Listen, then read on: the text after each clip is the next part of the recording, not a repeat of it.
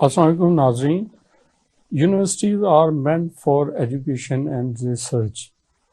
हमारी यूनिवर्सिटियों में नौजवान तलबा को तालीम दी जाती है, रिसर्च सिखाई जाती है और बहुत सारी उनको हुनरमंद किया जाता है और चीज़ें सिखाई जाती हैं।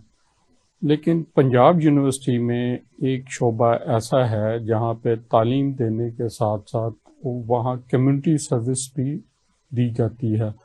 वहाँ बहुत अच्छी कम्युनिटी सर्विस हमारे माशरे और सोसाइटी लोगों की खिदमत का जज्बा भी वहाँ पैदा किया जाता है और उनको सिखाया जाता है कि आपने कम्युनिटी सर्विस कैसे करनी है। ये सर्विस कब शुरू हुई, कैसे शुरू हुई, ये इनिशिएटिव है डॉक्टर रबीना जाकिर का, जिन्होंने शोबा ISCS में ये centre for maternal and child excellence शुरू किया। हमारे स्टूडियो में मौजूद हैं डॉक्टर रबीना जाकिर। आइए हम उनसे पूछते हैं इस चीज़ के बारे में। शुक्रिया डॉक्टर साहिबा, आप हमारे प्रोग्राम में तशरीफ़ रही, अपने बहुत ही मसरूफ़ वक्त निकाला। तो डॉक्टर साहब, हम पूछेंगे आपसे पहले कि ये जो इनिशिएटिव है आपने लिया, ये इनिशिएटिव आपने कैसे, इसका ख्याल कैसे आया इस इनिशिएटिव का? First of all thank you so much कि आपने मुझे इनवाइट किया इस बड़े ही इम्पोर्टेंट इशू पे बात करने के लिए। जो हमारा सेंटर है, इसका ख्याल मुझे इस तरह आया कि इंटरनेशनल फेमर इंस्टीट्यूट है जो कि फिलाडेल्फिया में है। उनकी तरफ से वो हर साल पूरे डिफरेंट कंट्री से, पूरी दुनिया से के मुख्तलिफ ममालिक से वो कॉल्स लेते हैं, जो कि वो अपने आइडियाज़ लोग उनके साथ शेयर करते हैं और उसमें से वो 20 लोगों को सिलेक्ट करते हैं। 2 साल का ये प्रोग्राम होता है। ये basically faculty and leadership development का एक 2 इयर्स का प्रोग्राम है। तो मैंने 2 साल पहले इसके लिए अप्लाई किया और उसमें हर जो लोग उसके लिए अप्लाई कर रहे हैं उनको कोई आइडिया देना होता है। तो उस वक्त मेरे ख्याल में ये आइडिया आया कि क्यों ना हम अपने इंस्टीट्यूट के प्लेटफॉर्म से एक कम्युनिटी बेस्ड एजुकेशन का कॉन्सेप्ट को प्रैक्टिकली इम्प्लीमेंट करें, यानी कि लिंक करें यूनिवर्सिटी को कम्युनिटी के साथ। जी मोस्टली तो होता है कि हम यहाँ पे शोर मचाते हैं कि यूनिवर्सिटी एजुकेशन को इंडस्ट्रीज के साथ लिंक होना चाहिए। ऐसा ही है, वही बड़े मुश्किल से वो नहीं हो रहा, गैप्स हैं। लेकिन आपने इसको कम्युनिटी के साथ लिंक करने का सोचा। बिल्कुल।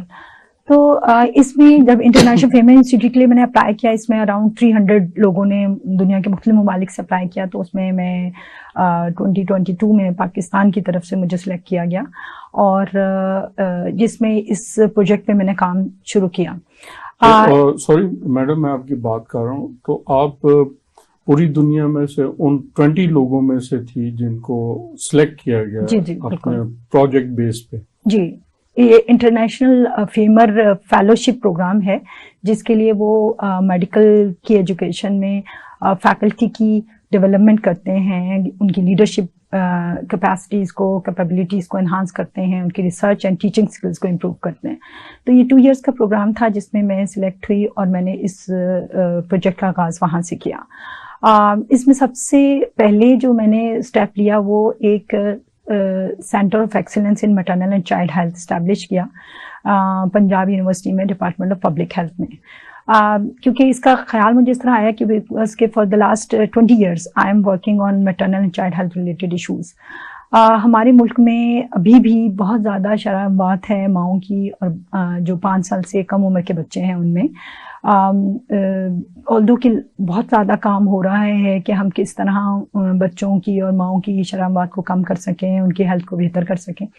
बट स्टिल अभी भी बहुत सारे ऐसे एरियाज़ हैं जहाँ पे कमी है, जिसमें मेरे ख्याल में यूनिवर्सिटीज़ जो हैं वो अपना बहुत ही इम्पोर्टेंट रोल प्ले कर सकती हैं। यानी कि आप चाहती हैं कि यूनिवर्सिटीज़ को आगे आना चाहिए? बिल्कुल। यूनिवर्सिटीज़ जो हैं वो उन एरियाज़ में, वो जहाँ पे गैप है उसमें अपना रोल बहुत अच्छे तरीके से प्रोवाइड कर सकती हैं। फॉर एग्जांपल कम्युनिटी आउटरीच का जो प्रोग्राम है कि यूनिवर्सिटीज़ जो हैं वो कम्युनिटी के साथ कनेक्ट हों और कम्युनिटी की हेल्थ को इम्प्रूव कर सकें, उनके मसाइल को हाईलाइट करके उसके मुताबिक अपनी टीचिंग को बेहतर कर सकें और वो टीचिंग जो है वो उस कम्युनिटी की हेल्थ को, उनके मसाइल को बेहतर करने के लिए इस्तेमाल हो सके। तो ये जो पूरा प्रोजेक्ट है वो बेस करता था कम्युनिटी बेस्ड एजुकेशन पे। तो सबसे पहले मैं ये बताती चलूँ कि कम्युनिटी बेस्ड एजुकेशन है क्या। कम्युनिटी बेस्ड एजुकेशन एक, आप समझ लें कि ये एक पेडागोजिकल टेक्निक है जो कि हमें अपनी टीचिंग में इस वक्त इंटीग्रेट करने की बहुत ज़्यादा ज़रूरत है। इसमें हम जो लर्नर है, यानी जो हमारे स्टूडेंट हैं, उनकी प्रोफेशनल कॉम्पिटेंसीज को बेहतर करते हैं इन अ कम्युनिटी सेटिंग। वो अपनी प्रोफेशनल कॉम्पिटेंसीज को सीखते हैं एक कम्युनिटी सेटिंग में, कम्युनिटी सर्विस।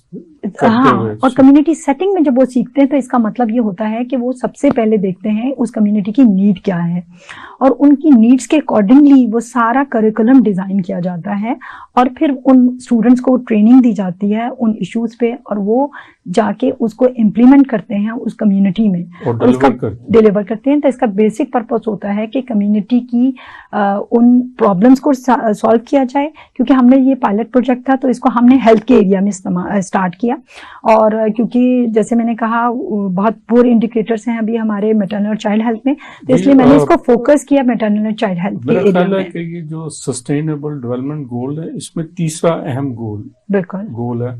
पहले दो और हैं, और ये I guess third number third sustainable, because के अगर हमने और पाकिस्तान ने इसको साइन किया हुआ सस्टेनेबल डेवलपमेंट गोल्स को अचीव करना है 2030 तक जी, और पाकिस्तान इसमें बहुत पुअर है। अभी कुछ इंडिकेटर्स में बेहतरी आ रही है, लेकिन कुछ में अभी बहुत पीछे हैं। तो आप इसका मतलब है कि आप एक मुल्क कम्युनिटी के साथ आप मुल्क का जो एक टारगेट है उसको अचीव करने के लिए आप काम कर रही हैं। जी, तो बेसिक पर्पस हमारा यही है कि किस तरह यूनिवर्सिटीज अपना रोल प्ले करते हुए सस्टेनेबल डेवलपमेंट गोल्स को अचीव कर सकते हैं, उन टारगेट्स को, उन इंडिकेटर्स को अचीव किया जा सकता है, और अपने लोगों की हालत और उनकी जिंदगी को भी बेहतर बनाया जा सकता है।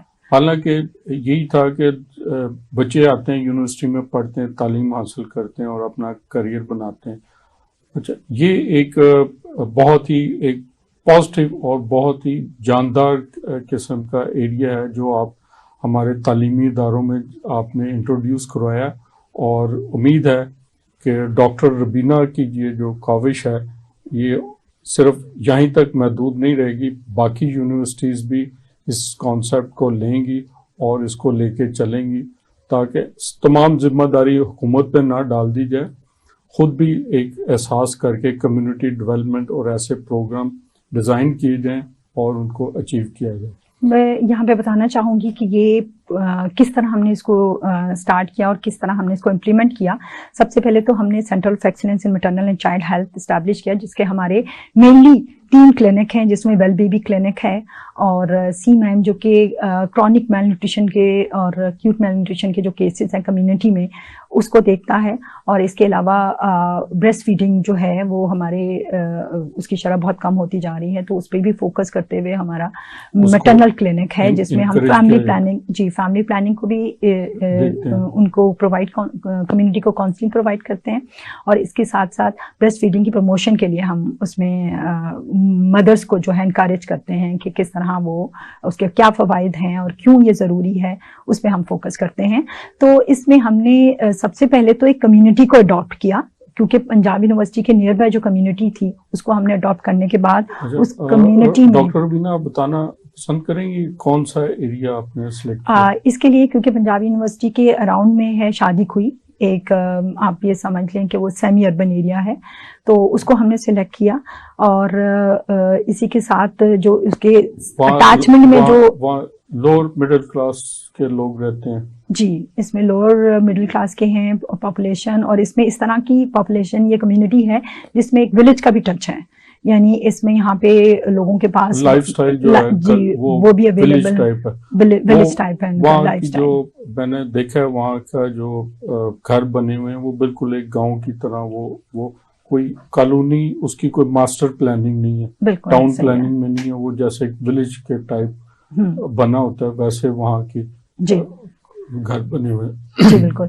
तो इस कम्युनिटी को सिलेक्ट करने के बाद हमने यहाँ पे एक कम्युनिटी हेल्थ नीड असेसमेंट कराई, और इसमें हमारे स्टूडेंट्स को हमने फुल्ली इंगेज किया इस सारी एक्टिविटी में। पूछना चाह रहा था डॉक्टर बीना के ये जो सारा प्रोग्राम लेके चल रहे हैं ये स्टूडेंट्स लेके चल रहे हैं? बिल्कुल, ये स्टूडेंट सेंटर्ड, स्टूडेंट के लिए एक लर्निंग का एक प्रोजेक्ट है जिसमें स्टूडेंट को इंगेज किया जा रहा है, उनकी कैपेसिटीज को इन्हांस किया जा रहा है, उनकी हेल्थ कम्युनिकेशन स्किल्स को इम्प्रूव किया जा रहा है और उनको बताया जा रहा है कि what are the social determinants of health जो किसी भी कम्युनिटी को अफेक्ट कर रहे होते हैं।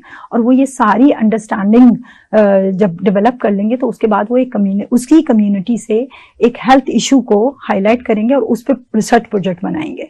तो इसका बेसिक पर्पस ये है कि जो स्टूडेंट क्लासरूम में सीखते हैं उस क्लासरूम रिलेटेड लर्निंग को कैसे कनेक्ट किया जाए कम्युनिटी की नीड्स के और अप्लाई कैसे और उसको फिर किस तरह कम्युनिटी की प्रॉब्लम्स को सॉल्व करने के लिए इस्तेमाल किया जा सके, एक्चुअली डिलीवर कैसे किया जाए, जो आपने नॉलेज हासिल किया उसको ट्रांसलेट करते हुए एक वायबल प्रोजेक्ट बनाया जाए, उस वायबल प्रोजेक्ट को इम्प्लीमेंट किया जाए और लोगों को डिलीवर किया जाए ताकि उनके जिंदगी के हालात बेहतर हो सके। तो मैं इसी में शेयर करना चाहूंगी हमारे क्या एक्सपीरियंसेस रहे हैं जब community health need assessment students ने की। एक तो ये कि उनकी कम्युनिटी के साथ इंटरेक्शन हुआ, उन्होंने कम्युनिटी किस तरह वो क्या डिटर्मिनेंट्स हैं जो कि हेल्थ को अफेक्ट कर रहे होते हैं, क्योंकि जब सोशल डिटर्मिनेंट पे बात करते हैं तो दीज आर द फैक्टर्स जो कि हेल्थ को बेहतर करने में या पुअर करने में क्रिएट कर रहे होते हैं उसकी किसी भी इंडिविजुअल की हेल्थ को। तो वो पर्सन जहाँ पे वो रहता है, जहाँ पे वो ग्रो करता है, जहाँ पे वो काम करता है, वो सारे फैक्टर्स उसकी हेल्थ को इफेक्ट कर रहे हैं। तो स्टूडेंट्स को ये सीखने में मदद मिलती है कि वो कौन से सोशल डिटर्मिनेंट्स हैं जो हेल्थ को इफेक्ट कर रहे हैं। तो स्टूडेंट ने सबसे पहले तो कम्युनिटी नीड असेसमेंट की उसी कम्युनिटी में और उनकी हेल्थ को असेस किया। उसकी सॉरी मैडम, डॉक्टर बीना, मैं आपसे पूछना चाहूँगा, स्टूडेंट्स कम्युनिटी में गए, उनसे इंटरेक्ट किया तो उनको लोगों का रिस्पांस कैसा था उनका जब वो जाते थे कि हम इस प्रोजेक्ट के लिए आए हैं जी।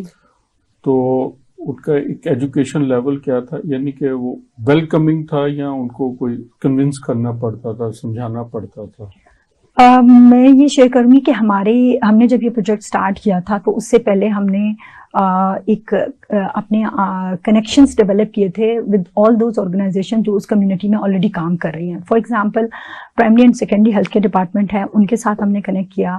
इसके अलावा सोशल वेलफेयर डिपार्टमेंट है और पॉपुलेशन वेलफेयर डिपार्टमेंट है, ये भी उसी कम्युनिटी में जो किसी न किसी तरीके से थोड़ी बहुत सर्विस प्रोवाइड कर रहे थे। तो हमने उनसे कनेक्ट होके पहले इस कम्युनिटी के बारे में पूरी अंडरस्टैंडिंग डेवलप की। उसके बाद हमारे स्टूडेंट्स को हमने एक मॉड्यूल डेवलप किया जो कि कहलाता है community based education module in maternal and child health.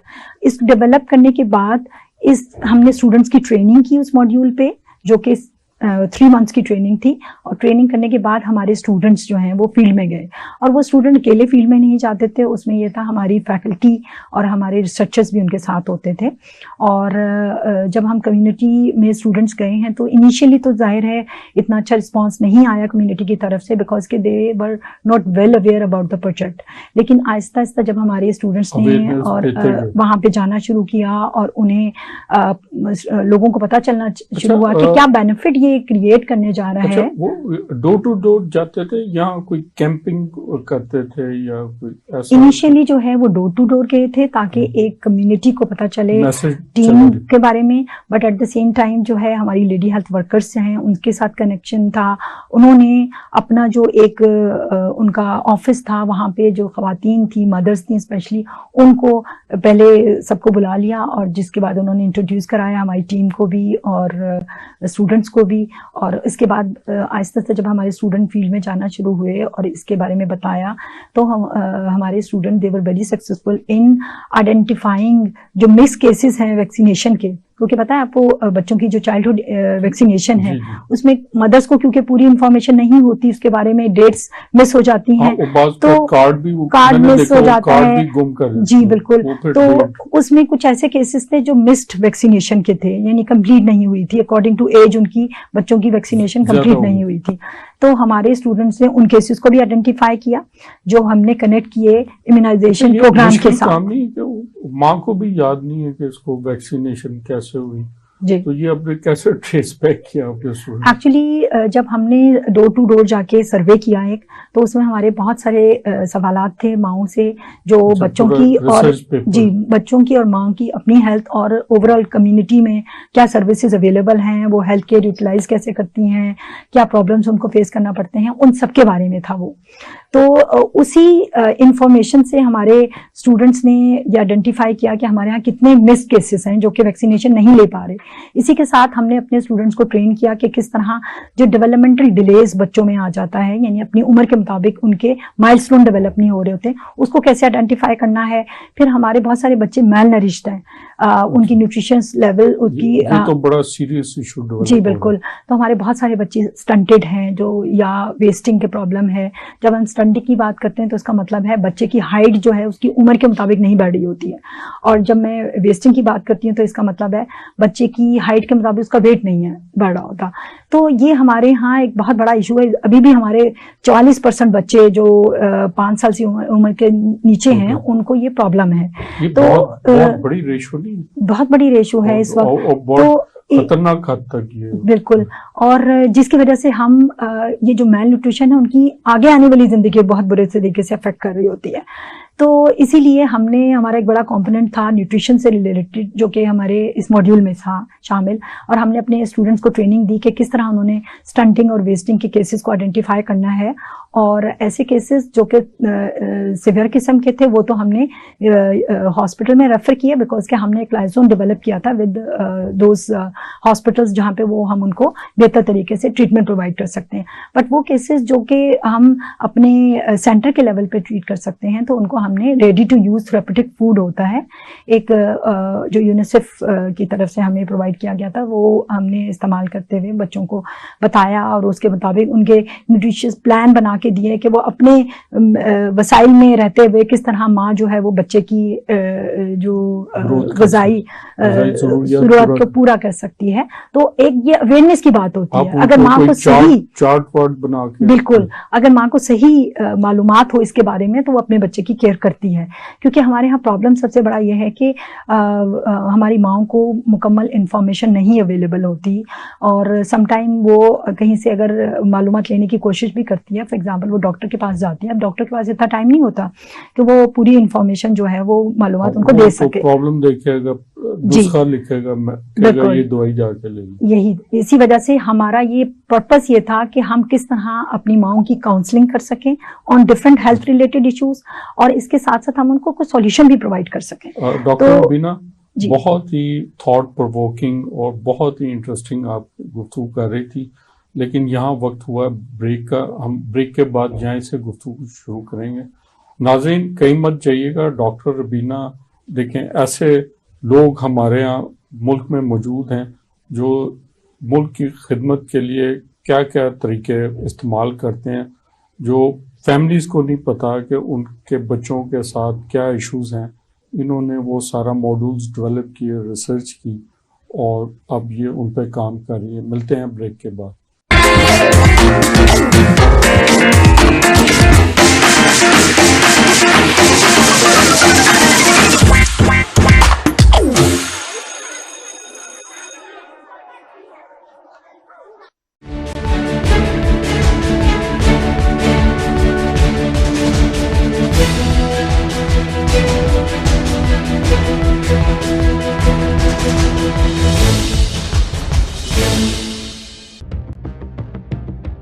सहाफत के 40 साल का सफर, सियासत की जंग सहाफत में। सियासत बखैर में देखिए, पूरी दुनिया की सियासत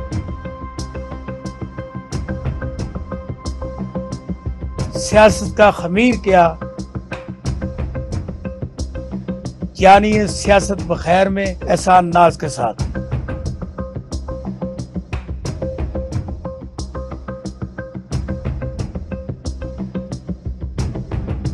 देखिए प्रोग्राम सियासत बखैर हर हफ्ते 20 से बुध शाम 7 से 8 बजे सिर्फ स्पेशल टीवी पर।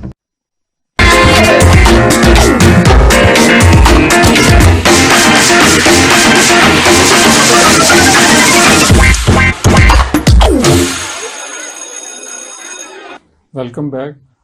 डॉक्टर बीना, वक्फे से जाने से पहले आप बता रही थी बच्चों की जो मेल न्यूट्रिशन हो रही है और ग़िज़ाई ज़रूरियत पूरा नहीं होती, तो आप माओ को बाकायदा आप अवेयरनेस देती हैं और उनको तरीके बताती हैं कैसे उनकी की जाए ये। तो ये माओ को जो ये उनको अवेयरनेस नहीं होती, या वो उनका केयरलेस एटीट्यूड होता है, या वो इसको सीखना नहीं चाहती? क्या आपने इनके रीजंस देखी, या कोई एजुकेशन की कमी है उनमें?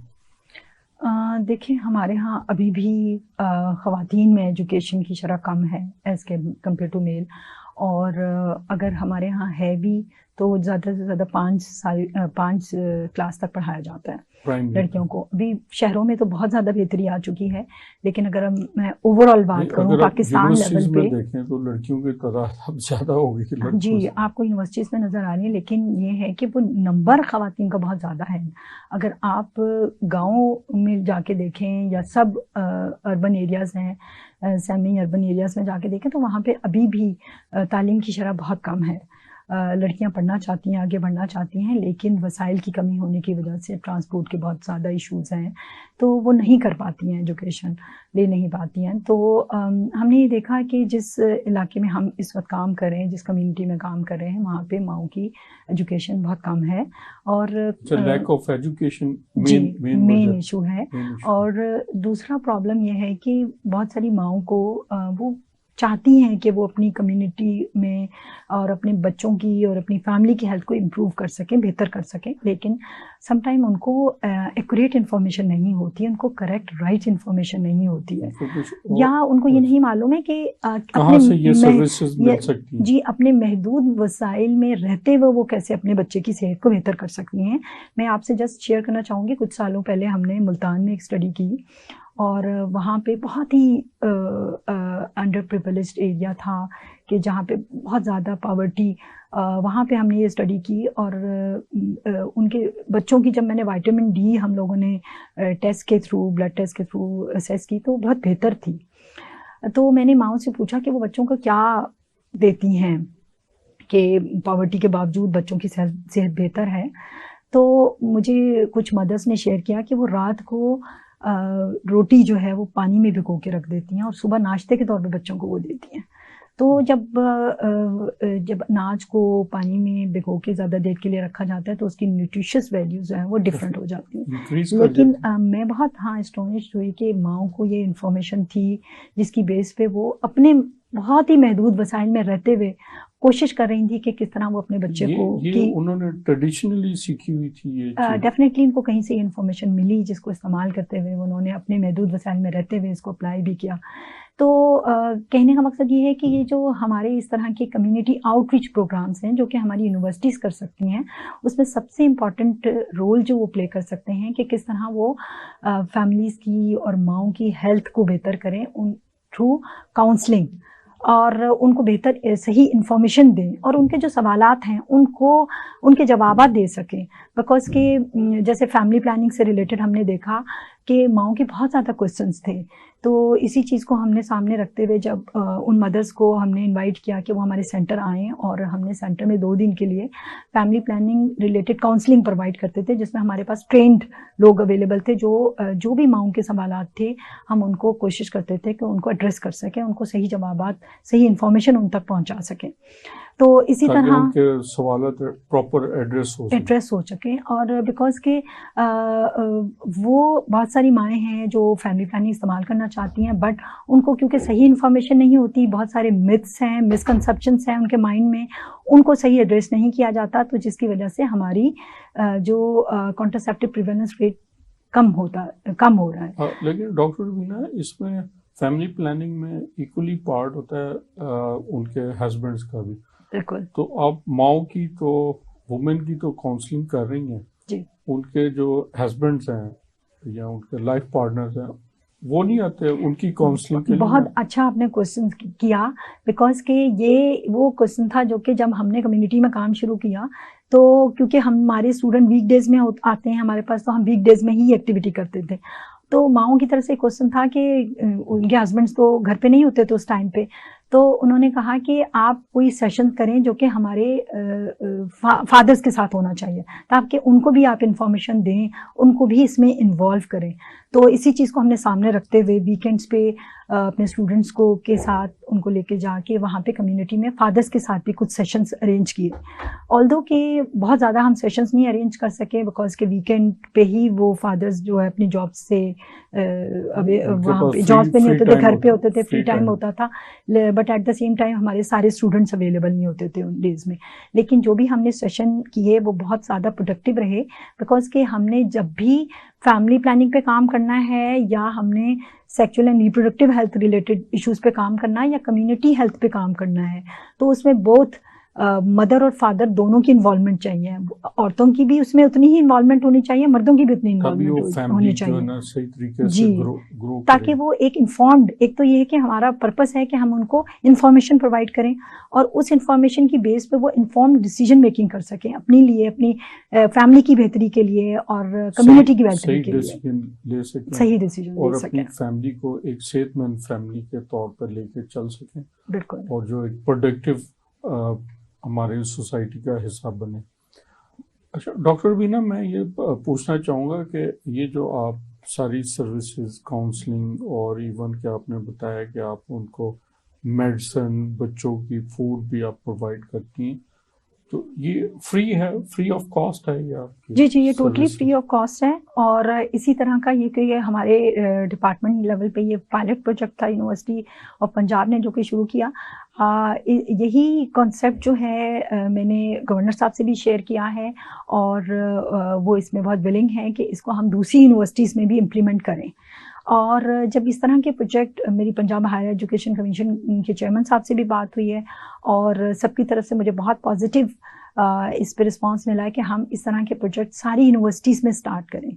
और जब सारी यूनिवर्सिटीज़ मिलके कम्युनिटी हेल्थ को इम्प्रूव कर रही होगी, तो इस तरह हमारी कम्युनिटी के बहुत सारे हेल्थ के जो इश्यूज़ हैं या उनके अपने जो कम्युनिटी लेवल पे मसाइल हैं, उनको सॉल्व करने के लिए स्टूडेंट्स अपना रोल प्ले कर रहे होंगे। और इसमें एक विन विन सिचुएशन है दोनों के लिए, कम्युनिटी के लिए भी, स्टूडेंट्स के लिए भी, बिकॉज के स्टूडेंट्स जो हैं वो एक उनकी प्रोफेशनल ग्रूमिंग और प्रोफेशनल कैपेसिटीज जो है वो इसी तरह इन्हांस हो सकती है, लेवल बढ़ेगा, बहुत उनकी कम्युनिकेशन स्किल्स इंप्रूव होंगी, एंड जब वो फाइनली फील्ड में आएंगे और प्रोफेशनल बनेंगे, they will be much better professional as compare कि अगर वो जस्ट क्लासरूम टीचिंग की बेस पे लर्निंग कर रहे हैं जी। और इसी तरह कम्युनिटी की बेहतरी इसमें ये है कि बहुत सारे कम्युनिटी के जो मसाइल है उस पर स्टूडेंट्स रिसर्च करेंगे और कम्युनिटी के जो इश्यूज हैं कम्युनिटी को खुद भी अंडरस्टैंड करेगी उनके क्या मसाइल हैं और कम्युनिटी उसमें क्या रोल प्ले कर सकती है उन मसाइल को हल करने के लिए। और इस तरह हमारे पास एक बहुत बड़ी ह्यूमन रिसोर्स डेवलप होगी स्टूडेंट्स की तरफ से, जो कि कम्युनिटी हेल्थ को इम्प्रूव कर रहे होंगे।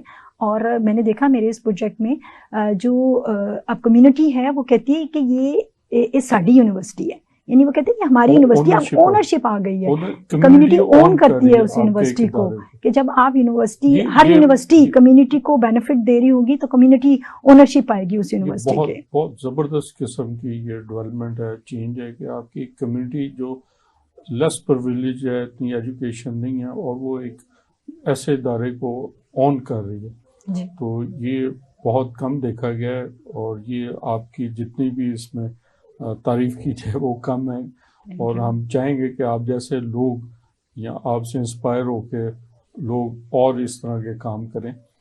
अच्छा डॉक्टर बीना, मैं ये पूछना चाहूँगा, वैसे जो प्रिविलेज्ड कम्युनिटी हैं, जो वेल अवेयर हैं, मैंने देखा है उनके लिए क्लिनिक्स भी मौजूद हैं, डॉक्टर्स भी मौजूद हैं, फैमिली क्लिनिक हैं, वो जाते हैं।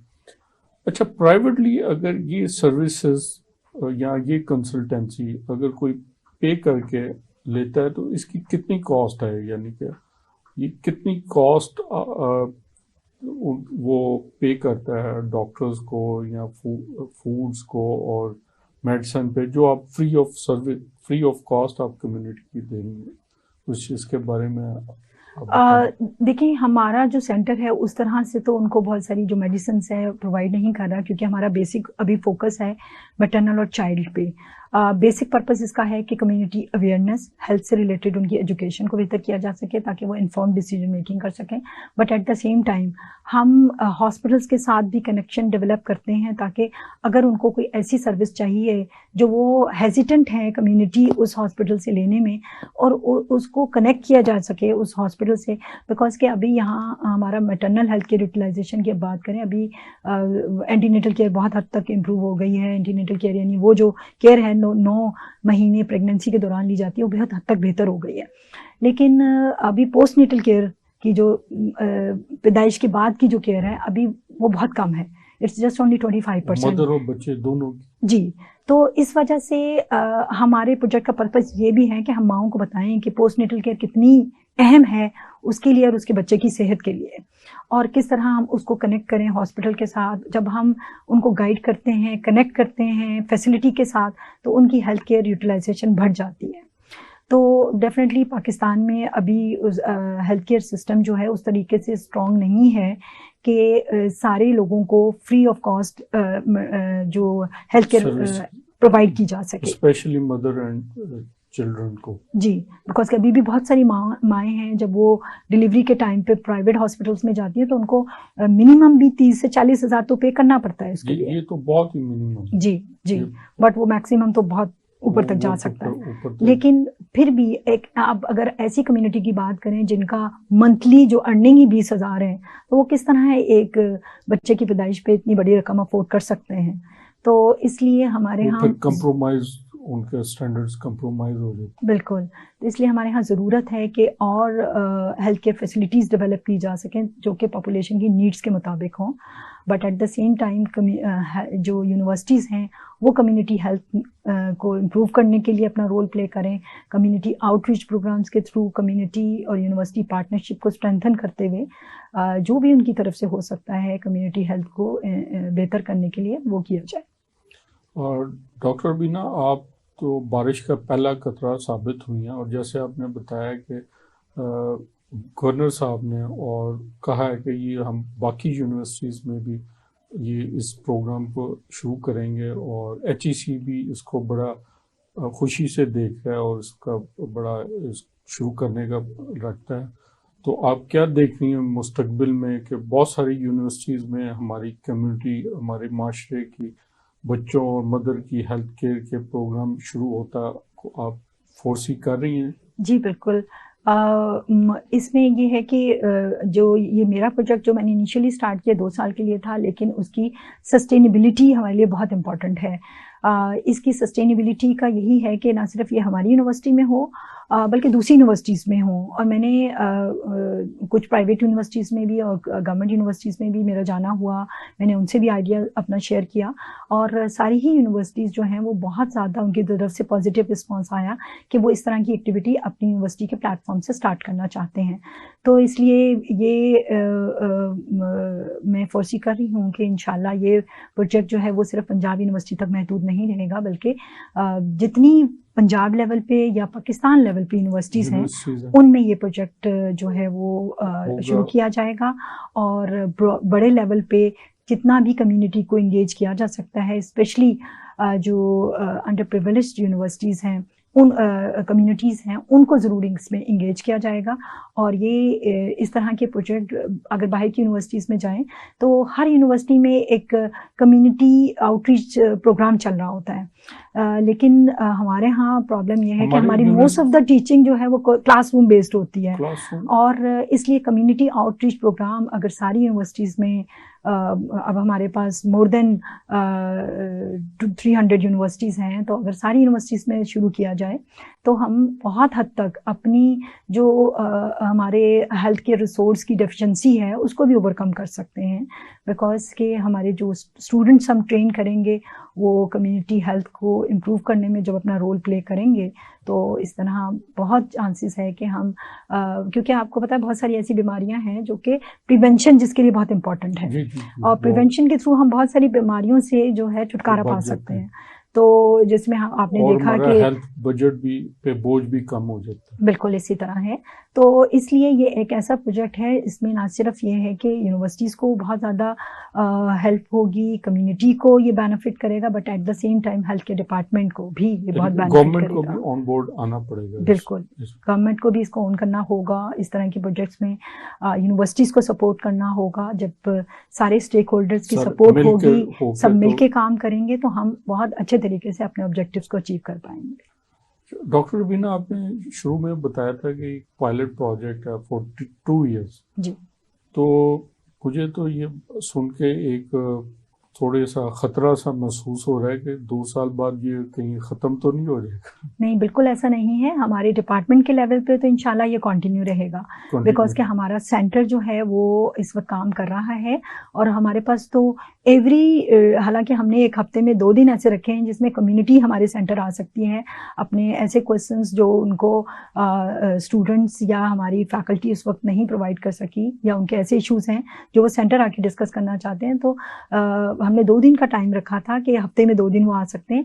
लेकिन अब हमने देखा है कि इस वक्त हर रोज़ ही कम्युनिटी से लोग आ रहे होते हैं हमारे पास अपनी क्वेश्चंस लेके, अपनी क्वेरीज लेके, और हम पूरी कोशिश करते हैं कि हमारी फैकल्टी जो कि MBBS हैं, जो डॉक्टर्स भी हमारे पास हैं, इसके अलावा फिजियोथेरेपिस्ट हमारी फैकल्टी में काम कर रहे हैं, तो हम किस तरह उनकी जो क्वेरीज हैं उनको एड्रेस कर सकें। इसी के साथ ही हम पॉपुलेशन वेलफेयर डिपार्टमेंट को भी ऑन बोर्ड हमने किया हुआ है, उनकी तरफ से भी हमें फैसिलिटेशन अवेलेबल है, और जो प्राइमरी एंड सेकेंडरी हेल्थ के डिपार्टमेंट है उनकी तरफ से भी फैसिलिटेशन है। तो इन सब की हेल्प की साथ हम इस एक्टिविटी को कंटिन्यू करेंगे, बल्कि इसमें बहुत सारे डिफरेंट कंपोनेंट्स ऐड करेंगे।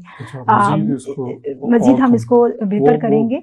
कौन कौन से कंपोनेंट जिनको आप हम कर रही हैं? मैंने देखा कि कम्युनिटी में जो प्रॉब्लम्स आ रही हैं, ऐसे लोग हैं जो कि डिसेबल हैं, बट उनको ये नहीं, कुछ ऐसे बच्चे हैं जो डिसेबल हैं, बट मदर्स को आइडिया नहीं है कि किस तरह वो उनकी डिसेबिलिटी रिलेटेड इश्यूज को हैंडल कर सकती हैं।